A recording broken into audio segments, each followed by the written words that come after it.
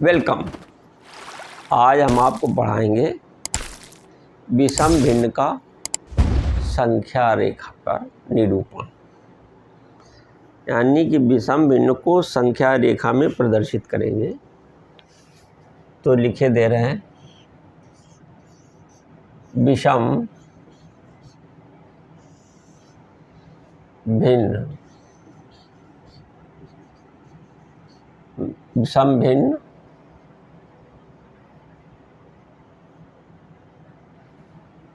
विषम भिन्न संख्या रेखा पर, संख्या रेखा पर, विषम भिन्न संख्या रेखा पर। तो यहीं से समझ में आ गया होगा कि विषम भिन्न, वर्ड विषम भिन्न का मतलब होता है कि विषम, और अंग्रेजी में इसको कहते हैं इम्प्रॉपर। कोई चीज़ प्रॉपर नहीं है, improper, improper fraction, improper fraction,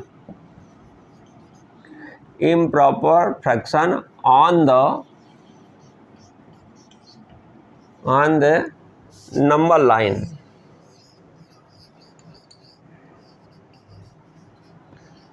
on the number line, यानी कि विषम भिन्न को हम संख्या रेखा पर प्रदर्शित करेंगे। तो कैसे करेंगे? तो पहले यहीं से समझ में आया कि विषम भिन्न का मतलब है यही है कि जो कोई चीज़ सम न हो, विषम हो। और सम भिन्न तो आप पिछली कक्षा में पढ़ ही चुके हैं कि किसी पूर्ण के बराबर बराबर हिस्से किए जाएं तो उसका एक हिस्सा हमारा भिन्न कहलाता है, और उसमें न्यूमरेटर छोटा होता था डिनोमिनेटर की अपेक्षा। और विषम भिन्न में क्या होता है कि अंश बड़ा होता है, हर छोटा होता है। तो अंश तभी बड़ा हो सकता है कि इसके मतलब किसी भी वस्तु को कुछ पूरा का पूरा छोड़ दिया गया है और थोड़ा सा कुछ और टुकड़ा ले लिया गया है। इसका यही मतलब हुआ, जब कोई चीज़ हमारे अंश ज़्यादा तभी बैठेगा कि इसके मतलब कि पूरा पूरा भाग है और कुछ थोड़ा सा अंश और भी है, उसमें कुछ भाग और है, मतलब पूरा भाग है और कुछ के हमने टुकड़े किए हैं, यही है। तभी वो हमारा अंश बड़ा है हर के अपेक्षा।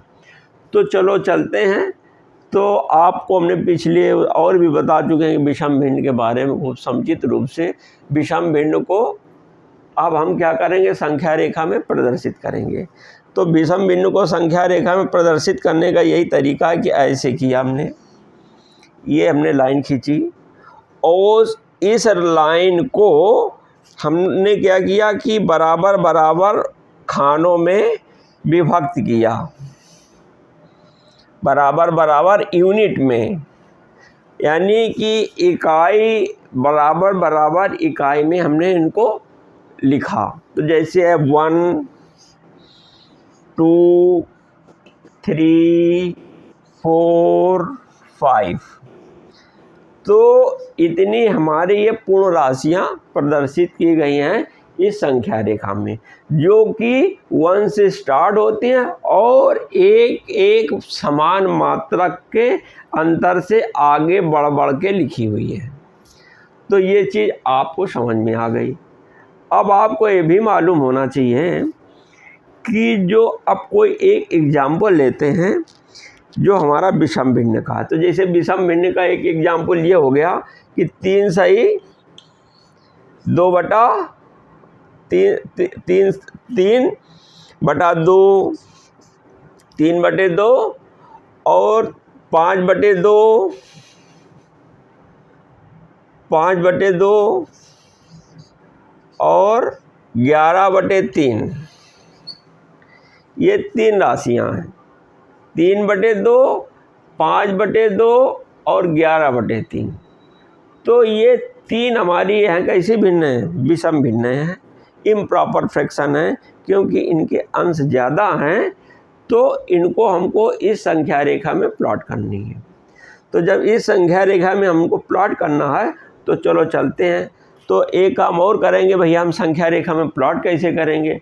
संख्या रेखा में तभी हम प्लॉट कर सकते हैं जब तक कि हमको ये ना मालूम हो कि चूँकि हमारी ये जो लाइन बनी हुई है, ये कौन सी लाइन बनी हुई है? पूर्ण संख्याओं की रेखा बनी हुई है। कौन सी? पूर्ण संख्याएं इसमें प्रदर्शित की गई है रेखा में। तो इसके मतलब इस विषम भिन्न से हम यदि पूर्ण संख्याओं को सेपरेट कर दें और भिन्नात्मक राशि को सेपरेट कर दें तो हमको भिन्न को इसमें रेखा में प्लॉट करने में सहूलियत हो जाएगी। तो चलो चलते हैं। तो पहले ऐसा करें कि इसके पूर्ण राशियाँ इसके सेपरेट की जाए और फिर इसके बाद कुछ भिन्नात्मक राशि सेपरेट की जाए, फिर उठा कर इसको प्लॉट कर देंगे तो बड़े आराम से प्लॉट हो जाएगा। तो जैसे 3/2 है तो 3/2 को हम क्या लिख सकते हैं? 3/2 है तो ये जो हमारी राशि है विषम भिन्न वाली, पिछले एपिसोड में पढ़ा चुके हैं कि इसको क्या करते थे कि 3 इसका इसमें भाग देते थे कि 2 का 2 भाजिक 3, 2 एक अन्य 2 हासिल बचा 1। तो जितने बार भाग जाता है वो हमारा पूर्ण राशि की जगह है 1, सही की जगह जिसको लिखते हैं। और ये जो अंश बचता है उसको अंश की जगह लिखते हैं। जितना हमारा भाग शेष बचता है, ये देखो ये शेष ही बचा कि नहीं बचा? 3 में से 2 का हमने भाग किया तो हमारा शेष कितना बचा? 1। सो यहाँ लिखा और बटे 2। और फिर इसकी तरीके से 5/2 को क्या लिखेंगे? 2 सही 1/2। इसी तरीके से हम क्या लिखेंगे? 11/3 को क्या लिखेंगे? 3 त्रिका 9 और 2/3, ये तो लिखेंगे। तो ये हमने लिख दिया ऐसे, ये ठीक। तो ये चीज़ हमने ऐसे लिख दी। तो 3/2 को ऐसे लिख सकते हैं, ऐसे लिख सकते हैं, ऐसे लिख सकते हैं, ठीक। तो एक चीज़ और भी मालूम होना चाहिए, और थोड़ा सा इसको खोल के लिख दें तो नहीं बनेगा। खोल के कैसे लिख दें तो और प्लॉट करने में आपको सहूलियत हो जाएगी। जैसे यदि हम ऐसे लिख दें कि इसको हम लिख देंगे 1 सही 1/2 को 1 + 1/2 लिख सकते हैं। और इसी तरीके से 2 सही 1/2 को 2 + 1/2 लिख सकते हैं। इसी तरीके से 3 सही 2/3 को हम क्या लिख सकते हैं? 3 + 2/3 लिख सकते हैं। ऐसे लिख दिया हमने। अब चलो अब आराम से हम प्लॉट करते हैं। जैसे अब हम आपको देखिए ये 0 से 1 ये एक अंतर पे हमारे सब लिखी हुई हैं। अब जैसे मान लीजिए हमको पहले प्लॉट करना है कौन सा? 3/2 है। तो 3/2 को यदि हमें संख्या रेखा में प्लॉट करना है तो एक तो हमारी पूरी राशि है, पूर्ण राशि है, और प्लस आगे आधी और चलेंगे। तो देखो यहाँ तक ऐसे आए, ऐसे यहाँ तक आ गए। अब ऐसा करेंगे इसके 2 टुकड़े कर दें। भाई ये सब एक इकाई के अंतर से है ना, तो जब इसके हमने 2 टुकड़े इसे हमने कर दिए बराबर। ये देखो हमने यहाँ पर बराबरी से 2 टुकड़े कर दिए। इसकी ई जगह नहीं, यहाँ पड़ेगा। इसके 2 टुकड़े कर दिए। तो ये जो है यहाँ से यहाँ तक की जो दूरी होगी, ये देखो ये हमारी कितने की होगी? 3/2 बराबर 1 सही 1/2 के, यही होगी ना। ये 3/2 देखो ये दूरी हो गई। अब 5/2 है ये, सॉरी 5/2 यहाँ लिखना चाहिए। तो जैसे 5/2 है तो भाग देंगे तो कितनी बार जाएगा? 2। ये कितना निकल के आया? 2 धन 1/2। तो अब इसको ऐसे और करेंगे हम। देखा 2 तक तो आ गए, और 2 के बाद क्या आया हमारा 1/2, तो 2 के बाद आधा यहाँ पर आ गया ना, तो ये यहाँ पर आ गया, देखो ऐसे इसके सामने ये आ गया। तो यहाँ से यहाँ तक की जो दूरी है ये 3 सही 1/2 के है, सॉरी ये हमारी यहाँ तक की दूरी है, ये वाली दूरी ये, और ये वाली दूरी हमारी कितनी है 2। देखो 2 यहाँ है और आधा ये है, तो ये दूरी हमारी आएगी 2, यानी 5/2 बराबर 2 सही 1/2 के, ये वाली यहाँ से यहाँ तक। ठीक, अब देखो ये 3 सही 3/2, 1 सही 1/2 ये डिस्टेंस है, ये वाली। अब ये वाली हमारी इतनी है। अब एक सवाल क्या कह रहा है कि 11/3, तो 11/3 में 3 धन 2/3, तो इसका मतलब इसको बिगाड़ दें आगे, ऐसे ये है।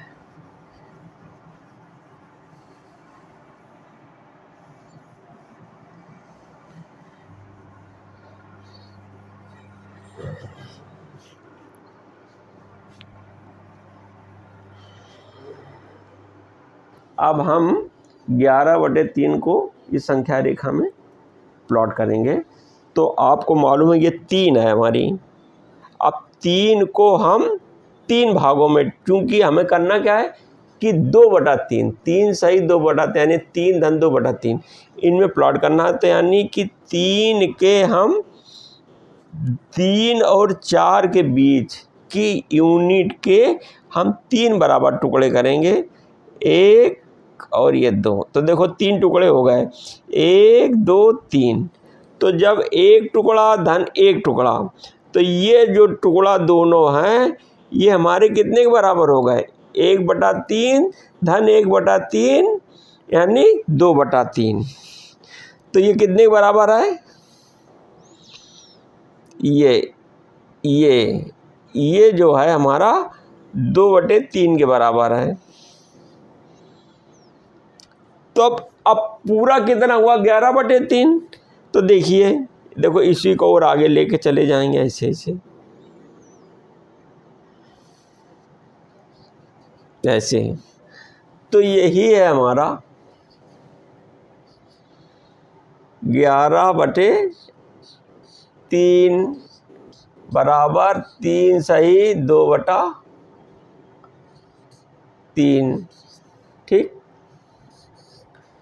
तो यानी कि यहाँ से लेकर के यहाँ तक हमारी 11 सही 11/3 या 3 सही 2/3 है, यानी कि 11/3 के बराबर यहाँ से यहाँ तक की हमारी पूरी भिन्न है।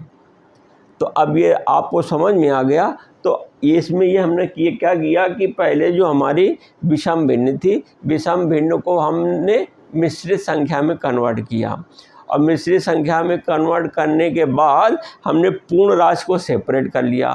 फिर अब जब पूर्ण राशि सेपरेट हो गई और भिन्नात्मक राशि सेपरेट हो गए, तो फिर बड़े आराम से हमने इनको प्लॉट कर दिया।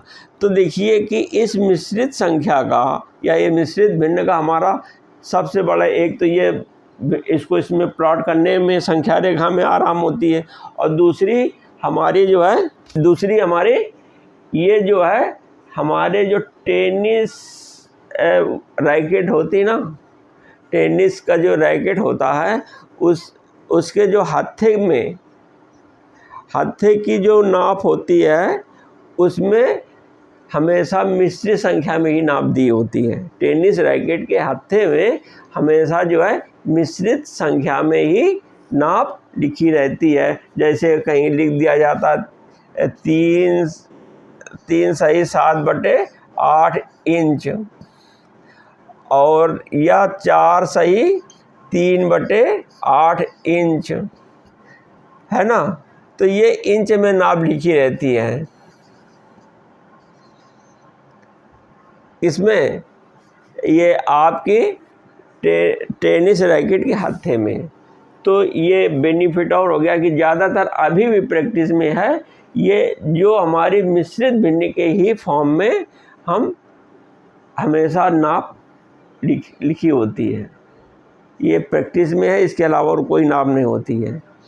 तो सबसे ज़्यादा इसमें क्या है कि विषम भिन्न को समझने के साथ साथ हमको पहले मिश्रित भिन्न समझना पड़ता है। यदि आगे आपको अच्छा लगा हो तो आप हमारा सब्सक्राइब कर लें चैनल।